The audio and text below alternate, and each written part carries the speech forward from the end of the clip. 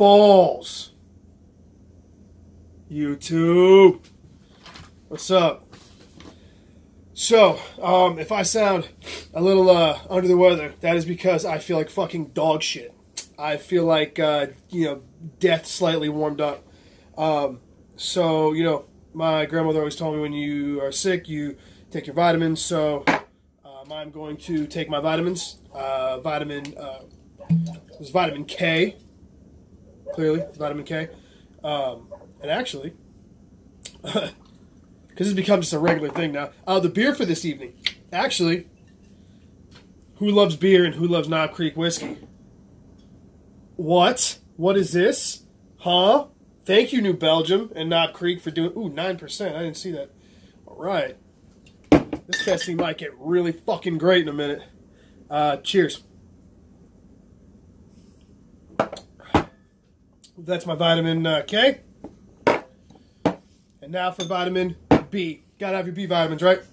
So, where's my bottle opener? Oh, I don't have one. I'll just use this. Woodland Tactical. If you don't know who Woodland Tactical is, If you don't know who Woodland Tactical is, go follow the guy. Cool dude. Got this knife from him. And, come on. There we go. Cool dude. Got a great channel. Go check him out. Speaking of channels to go check out, Banner 24/7, In the Pocket, Sharp Thinking, Blue Collar Survival, Big Red EDC, Outpost 76, and if you have not checked out my boy, Logan Music on YouTube. By the way, I didn't realize there's like 7 million Logan Musics. He's a cool country guy that plays the music that you're going to see in my videos. And Logan, thank you again so much, man. He just sent me another track that was dope as shit, and I'm going to put that up on here. Like I said, if you like real badass, kind of southern rock, heavy blues influence, that's a pretty color. And whoever said I was pouring my beer wrong, go fuck yourself. Yeah, if you like that kind of music, if you don't like that kind of music, go fucking find the guy and go sub, because he makes great fucking music, and we need to support great artists. So, balls. The topic of discussion today, as you're going to see on that, is like, Steve, wait. The Manly Wasp, 12C, whoop, come on. 12C27, there we go. Vitamin B, y'all. What are we doing, Steve? You already tested that? Yes. As a thumbnail will probably indicate, we are going to talk about geometry. Now, what's his face? Mr. Cherrywood. I have not sent your knife off yet because I will explain to you in a second. It is right here, and this is why. Like I told you guys in the last video, I do this for the 99% of the knife community, the EDC community, that is not a fucking nerd like me or Michael Christie or Triple B, where we sit around and beat off to fucking knife steel nerd, you know, charts of fucking, you know, impact testing. Okay, for everybody else, that's why I do this. That's what I wanted to get across. When you guys saw my very first video, I think a lot of people got shit misconstrued. I didn't start doing the. You see me doing these edge retention tests, and a lot of them are fun. But I didn't start that first test to say, oh, Spyderco is better than Benchmade or vice versa. The point of that was, as somebody who's had a knife in his hand in one form or another for, I don't know, 5, 6, 10 hours a day for the last 6, 17 years of my life, and being into sharpening and being into steels for so long, before I got into the EDC community and the folding knife community, I saw things when I started getting on YouTube and getting on like a couple of those forums where I'd browse, people saying shit that just didn't fucking make sense, and guys were believing it. So the reason I started doing these tests, the original reason was to show, and if you look in the description, I say it over and over again, it was to show everybody that not all S30V is the same. You can't say S30V is chippy. You can't ever say that. You can say the S30V that I had was chippy, but you can't say S30V is chippy, or that it has shit edge retention, or that it's the greatest steel on earth. You can't say any of that because there's so many variables. Okay, and the whole point of this was to, again, do this for the guys that, you know, that are still like me. Like I said, I'm a nerd, but I'm still a regular guy. And I still enjoy using my knives all the time. And, you know, I wanted to dispel all the bullshit. Not dispel, at least bring light to what is and what isn't bullshit, and shit that I've experienced and I've done in my everyday life, for someone who's used the knife a lot, to some of the shit these guys were kicking. So that's what we're going to do today. So I was getting ready to send this off, and there was a gentleman, let me say his name. Akan Bork was his name. And it was funny because in the last XHP video, I had said how I expected the, based on the geometry, the chaparral to do better than the other knives. Because, now, Vinny over at Nero Knives, and again, thank you, Vinny, thank you, Pete, thank you, Nick, Stasa, thank you, Patty, thank you, everybody that's supported me through all this and helped me out. People wouldn't even know who I was if it wasn't for you, Vinny. Vinny's harped on this a lot, especially lately, about behind the edge thickness and stock thickness, how they're not mutually exclusive and what they kind of mean. So right when I said that I thought based on the blade geometry, I thought it was going to do better. Now, I truly believe that all three of those steels are probably Rockwelled and heat treated all really well. From using all those knives, they all perform nearly the same. They all work great. They sharpen great. They the edges come up great, and they hold them for an exceptional amount of time. So that got me thinking. And as I was thinking that, this gentleman, Akon Bork is his name. Sorry if I'm butchering it, brother. Was like, hey man, if you haven't sent off that Manly yet, you've got the same model of knife with two different behind the edge thicknesses. It would eliminate a lot of variables, and you could really test that whole behind, the thickness and thinness. And I started thinking, wow, why the fuck didn't I think of that? And then earlier today, actually, I got a message from Alchemy One. I'm sure you're all aware who the fuck Alchemy One is. If you don't, go find the dullest knife in your fucking kitchen and drag it across your throat and then commit harikari with it and mail me a picture because you're a fucking idiot. Come on. There we go. He's a great dude, and we've conversated a little bit here and there. I love his channel. He's another guy he's very articulate, unlike myself, and he's very smart, and he understands a lot of things about knives that a lot of guys get wrong, be it blade geometry, behind the edge, thickness, stuff like that, heat treating. So he kind of hit me up out of the blue and was like, hey man, I'd love to see this kind of a video. And I was like, well, I actually was thinking about this video. So it's kind of like the universe, the knife universe has been talking to me. And was like, Steve, you need to do this geometry video. So this is one of the things that I want to start touching on, and I've kind of been touching on little by little between heat treat and Rockwelling and trying to kick a little bit of information to everybody. Trying to, like I said, I want to do this because I want, and another guy, Anthony Esposito. If you do not know who Anthony Esposito is, if you have any interest in shaving, razors, he's an awesome dude. He's got a channel on YouTube, Anthony Esposito. Go follow him. I think he even gave me a shout out. And me and him started talking. He just got into the folding knife game, but he's a master shaver, and he sharpens his razors, his straight edges, and all that. If you have any interest in any of that, and even if you don't, go sub to his channel, go find him, tell him Steve sent you. He's a real cool dude, and me and him have been talking, and he kind of called me out. He's like, you talk all about sharpening, and you don't really put up you don't have any videos about it. And I explained to him that I had that one live sharpening, but I am going to start doing some more sharpening videos because I do need to put my money where my mouth is and start demoing more of that, because I don't want people to look at, if you follow me on Instagram at Chef Kalari, you see me goofing off sometimes and doing these like hair whittling videos. The other day I was like cutting toilet paper and stuff like that. That's just goofing around, and a lot of guys look at that and are like, whoa, man, that's so crazy. And it's bullshit, because I don't want people to think that whittling hair, cutting toilet paper is like superhuman. It's not. My ability to do that is just a matter of practice. That's all it is, guys. I'm not fucking Michael Phelps. Like I said before, I don't have a genetic disposition to sharpen knives.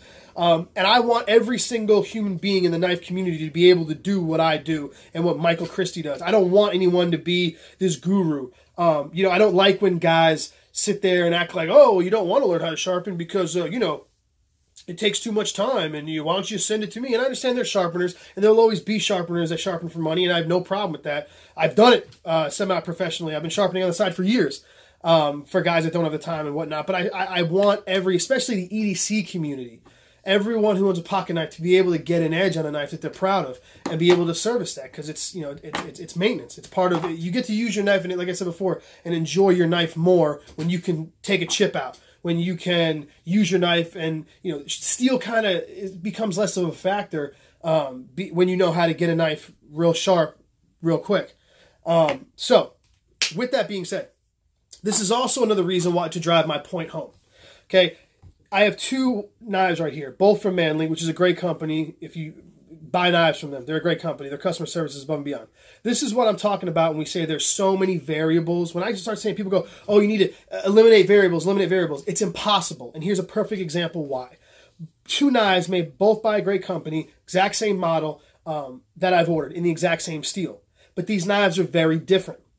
Okay, this black one right here is 0.107 at the spine, so 10 hundredths, was that hundredths, right? Behind the edge at the spine right here, and it's 16 thousandths behind the edge at a 15-degree bevel.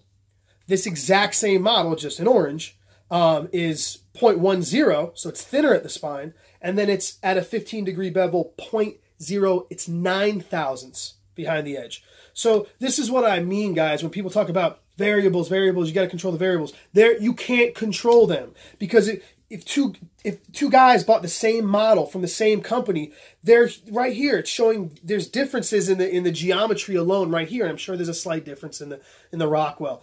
They do a good job with their heat treat, so maybe not as much, but this is my point. Is even if you buy the same knife from the same company, it's not always the same. These are different, significantly different.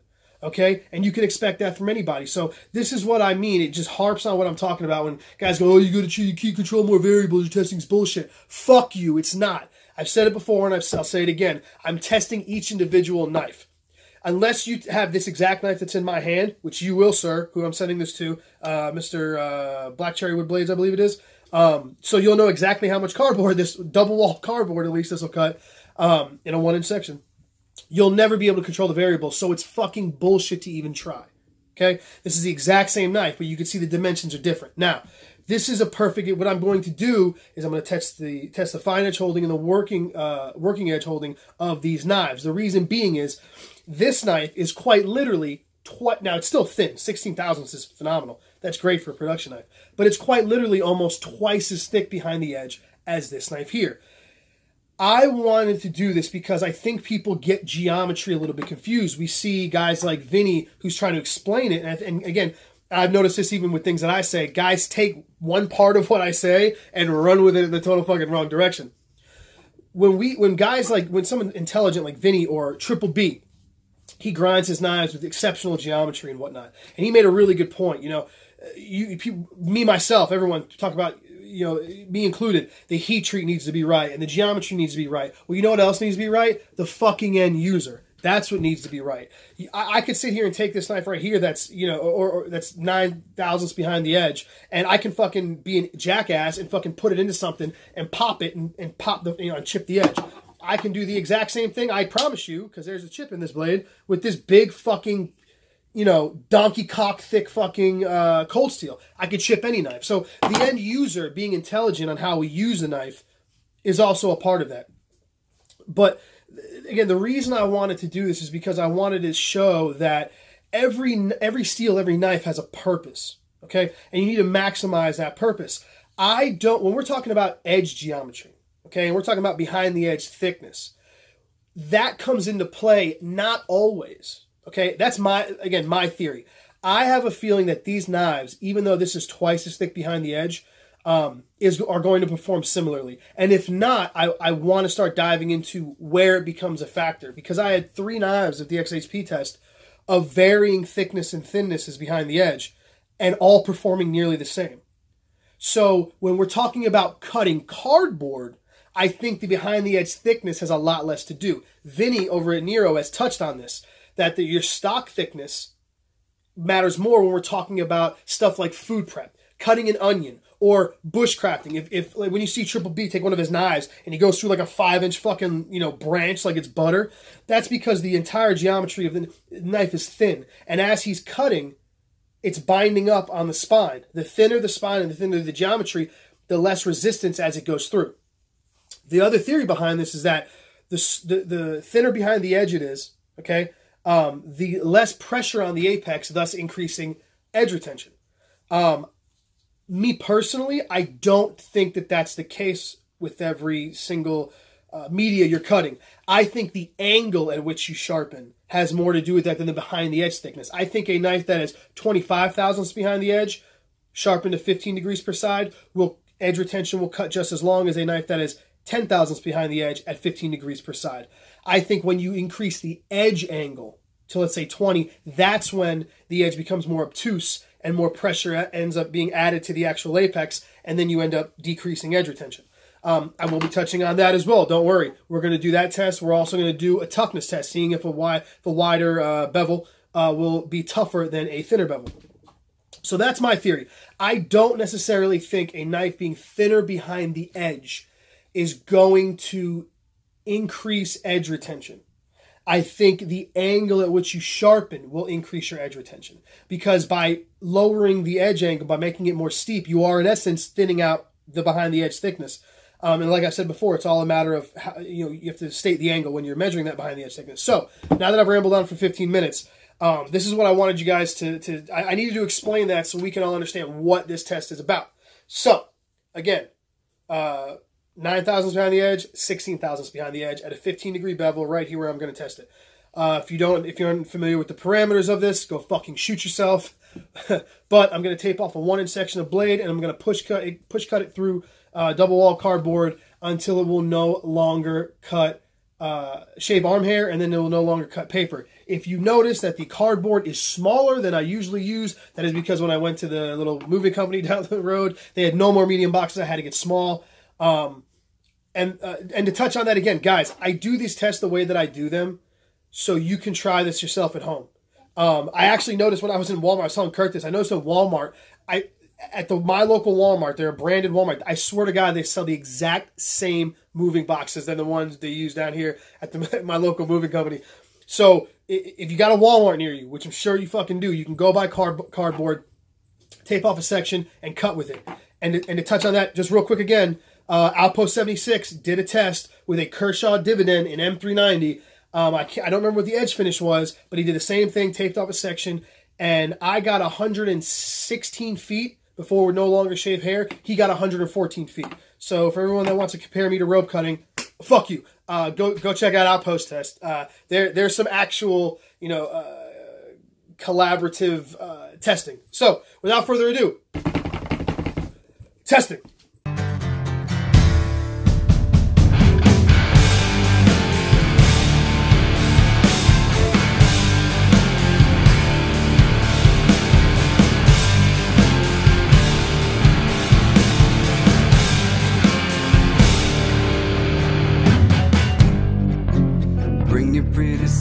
Over here, I can see you're motivated. You got that dancing rhythm going. She said, come on, let me show you something. This is how I feel good. This is how I feel good. The music take control. The music and I'm in love with myself. I'm in love with myself. I'm in love with myself. I'm in love with myself, yeah.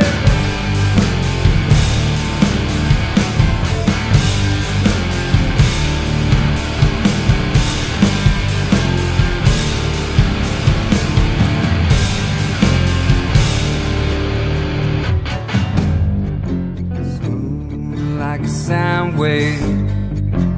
Don't take much to motivate me. Lady playing dangerous games. Yo, all right. So it's amazing what some vitamin K will do for your life. All right. So that was the fine edge holding. Fine edge holding being defined as when it will no longer shave arm hair. For those of you who are gonna pop off at the fucking comments and ask if I know how to fucking sharpen, or if the edges are at the same angle or what the progression. Okay, so real quick, because I forgot to say this before, apparently I got to reiterate this every fucking video for the chodes that want to get on here and try to talk shit. Now I know why Pete does it.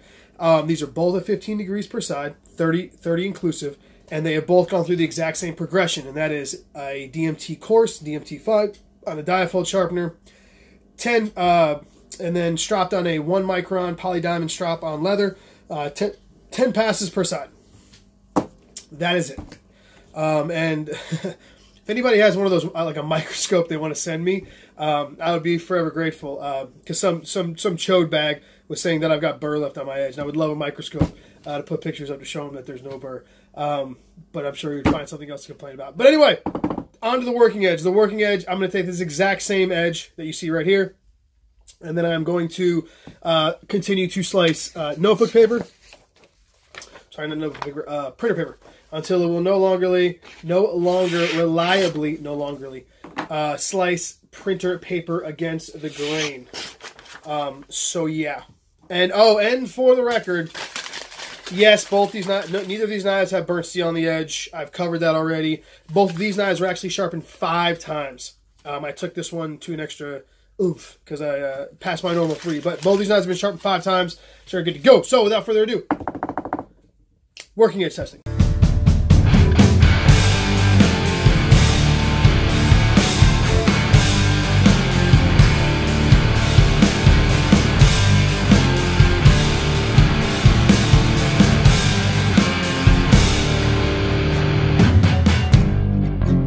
Bring your pretty self over here. I can see you're motivated. You got that dancing rhythm going. She said, come on, let me show you something. This is how I feel good. This is how I feel good. The music take control. The music is now in love with myself. I'm in love. Oh man. Yeah. This one was like, this one didn't even make sense. Yeah. All right, beer time. Oh, guys, I know. I don't know if anybody knows another beer endorsement here. Old Chub. You guys probably know that, like Mama's Little Yellow Pills and Dale's Pale Ale. Same company. They've been making this shit for like 15 years. This is their Scotch Ale, Old Chub, and it is a phenomenal fucking beer. Yeah. So I found some of this at a local store, and I'm going to crack this one open for this one. So I just went on an emotional roller coaster of test results, okay? So let's get something real quick.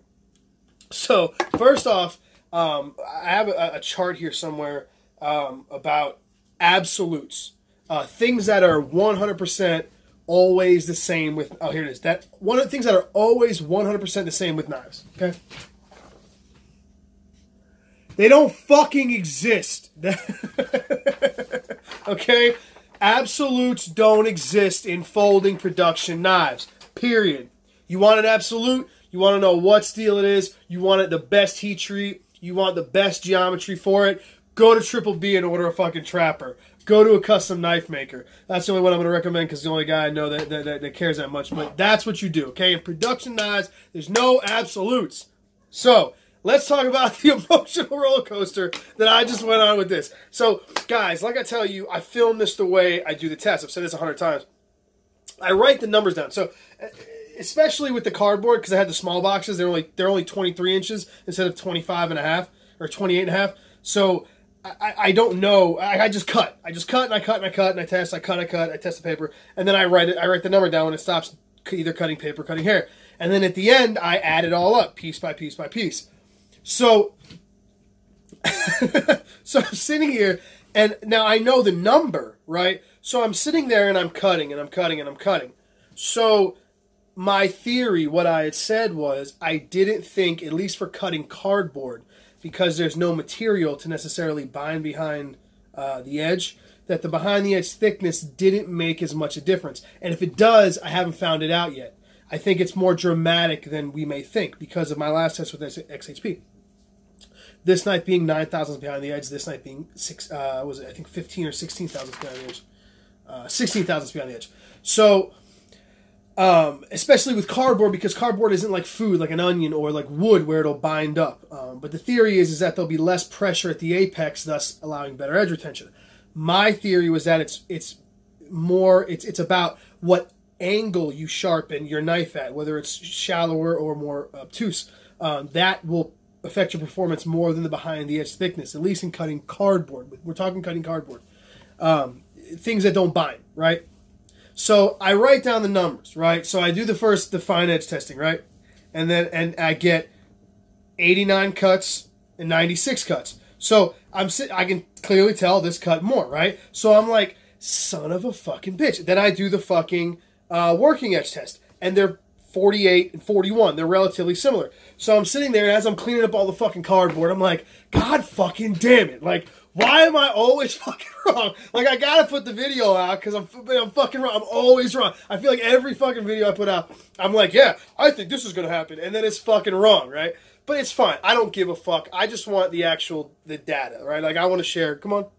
There we go. I want to share this with everybody. Like, I don't give a fuck about being wrong. That's a big difference between me, I found out, and like 99% of the knife community. I have no problem being wrong. I'm a professional chef. My career is based on being wrong and being judged by the public, by food critics, by my chefs before I was the chef. So I'm used to taking criticism. I got real thick skin. So I have no problem being wrong. 99% of the knife community has a real fucking problem with being wrong. You could fucking wave the dick of truth all in their face and they just won't fuck. It could be 10 inches long and they're just like, no, it doesn't exist. So I have no problem being wrong. I'll take the blame. I don't care. So clearly 89 cuts, 96 cuts. It's like, motherfucker. That looks, again, in my head, I haven't done the math yet. I'm cleaning up cardboard off the floor. That this knife has vastly outperformed this knife, right? And I was wrong. That clearly the thinness behind the edge here made a significant difference. Then I started crunching the numbers, right? And I'm like, God damn it, again. This cut, this one at 16 thousandths behind the edge. Guys, I'm telling you, I sharpen these to 5, and I might start changing my test to sharpening them to 5, because once you get at that 3rd to 4th sharpening, you can feel, again, this is why I encourage everybody to sharpen, and I want to show guys more how to do it. You can feel the steel, you can feel the edge change. You can feel it do something different. This knife on that 4th sharpening really took a lot longer than it should on a DMT extra, on a DMT coarse plate, not the extra coarse, the coarse plate, to apex like it should have. As did this one. I was really surprised. They felt very hard on the stones. Manly does a very good job heat treating, and part of that is because they do small batches. Because these knives aren't made hundreds at a time, they're made more like dozens at a time. I think a little more time. The timing between the cryo and all that is a little bit better. But so anyway, real quick. Okay, so this cut 170 feet. Okay, that's more than this knife did in the first test. This cut, I think, 156 feet. This cut 184 feet. Guys, 170 to 184. This is my Spyderco PM2 M4 level. Okay? Now, I haven't done a working edge test with that. I have some M4. Kenny over at In the Pocket sent me his mantra in M4, and I also picked up a mantra in M4, so I'm going to run both of them side by side, and then we're going to do a working edge as well. But for the fine edge holding, that's M4 level, guys. I've said this before. The reason I picked up this knife was because I was so stoked, because this is 12C27. Okay? 12C27. Where is it? Come on, guys. Come on. A little focus. This is 12C27 at 16 thousandths and 9 thousandths behind the edge. Claimed to be at 60 to 61 HRC. I believe every bit of that. Because that is the optimal heat level. That's the optimate Rockwell range for this steel, and these are optimal geometries for this steel. Okay, so 184 and 170 feet. While I thought that was a much bigger difference than it was, that's only a matter of 8%. That's it, 8%. And I've told you guys before that around anything 10% or under, I consider basically just user fluctuations. The cardboard I went through, because cardboard's inconsistent. It could be, I push harder on one cut, whatever. Anything under 10%, that's an 8% difference. So these, in essence, perform nearly the same. Then we went into working edge. This cut another 92 feet. This cut more. This cut more times. 7 more cuts in this one. This cut 92 feet. This cut 78 feet. Okay? Like, I want you guys to wrap your head around how much cutting I did with this. This is 12C27, guys. This is a very old steel. This is a very simple steel. This is just, again, an example of, like, I'm blown away by this. This is insane. This gets me giddy. This is what gets the fucking dick hard for me. This is small batch work. This is 12C27 done right. This is what happens when you have a maker that grinds a knife right and heat treats a knife right and really fucking cares about what they're doing. And that's what Manly Knives is doing right here. So the difference is, so this experienced a 47% increase in edge retention, or between fine edge holding and working edge. This received a 58% increase from fine to working edge. That's a matter of, what is that, 11%? It's still kind of teetering on that does it matter. Here's where it got fucking wild. You guys ready for this? Hold on, real quick. Cheers. After, like I said, guys, I'm just adding up the numbers. So I added up the black, this one first, and then I'm adding up the second one. Then I'm adding the feet, the total working edge. So the total working edge would be fine edge holding plus till it no longer slices paper. This knife cut 262 feet of cardboard in a 1-inch section before it would no longer reliably slice paper. You know what this knife did? 262 feet in a 1-inch section before it would no longer reliably slice paper against the grain. These knives cut at the end when you went from start to working edge. This has never happened before. This knife, these knives literally cut exactly the same. While their numbers were a little different, about a 10% margin between the working edge and the fine edge holding, and like I said, 8 and 11%. That's within that margin of error, you know, for whatever, for the cardboard being thicker on one than the other. At the end of the day, both these knives cut exactly the same. So I went into this with the numbers looking like, fuck, I was wrong. Like, god damn it. Again, Vinny's going to be up my fucking ass with a goddamn, like a puppeteer making fun of me. But ha, Vinny, I might be onto something. I mean, I'm not saying I am, but I might be. These knives cut exactly the same. So basically what I've come to the conclusion is that I gave Manly Knives a bunch of shit, and they sent me a new knife and then I raffled this knife off basically for no reason, because this knife performed exactly the same. Oh, come on. There we go. Come on. Come on. Where we at? What's it doing? Is it my beer? Hold on. There we go. This knife literally performed at the end of the day, through all the cutting, exactly the same as this. And for any D-bag that wants to jump on the comments and go, yeah, could they would be exactly the same? It's 23 inches of cardboard, bro. Unless I sit there and cut 1-inch sections, I'm not going to tell you down to the exact inch. I can't tell you whether or not one of these knives went dull here, here, or here. All I know is at the end of each cut is when it went dull. These knives both cut exactly the same amount of cardboard. So I'm not saying... So edge, behind the edge thickness does matter. Blade stock thickness does matter. Edge grind does matter. For the task, though, just like everything else, guys, with knives, it's for the specific task. This knife is 0.10 behind the edge and 9,000. I'm sorry, 0.10 stock thickness and 9,000 behind the edge. This fucking cock thick, donkey cock thick fucking knife right here is quite the opposite. Okay? At least for cutting cardboard, I can't tell if it really matters. Now, I can tell you from experience, this knife will glide through an onion, a carrot, or a piece of meat much easier than this. You try cutting a fucking onion with this fucking thing right here, this thing's going to literally get about, it'll get about that far in before it just wedges in the onion. Okay? So when we're dealing with, I just want to clarify on geometry, what we're using it for. When I'm cutting something like double ply cardboard, okay, where the knife is literally, it's not really, you see what I'm saying, guys? It's not really, here we go, look, getting bound up in there, okay? It's not really wrapping around the edge, per se. It's not affecting it as much. Your stock thickness doesn't make that much of a difference, okay? Stock thickness and behind the edge thickness are going to matter more. Oh, come on. Depending on what you cut. If you're looking to use these knives for food prep, a thinner knife behind the edge and a thinner knife at the stock thickness is going to do better for you.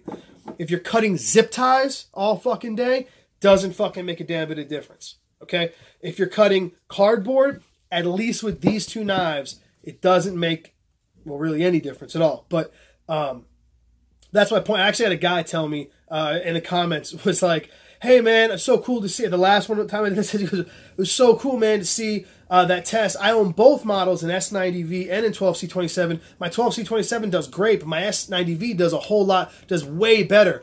But I think, but I cut a lot of plastic, but I don't know if that makes a difference.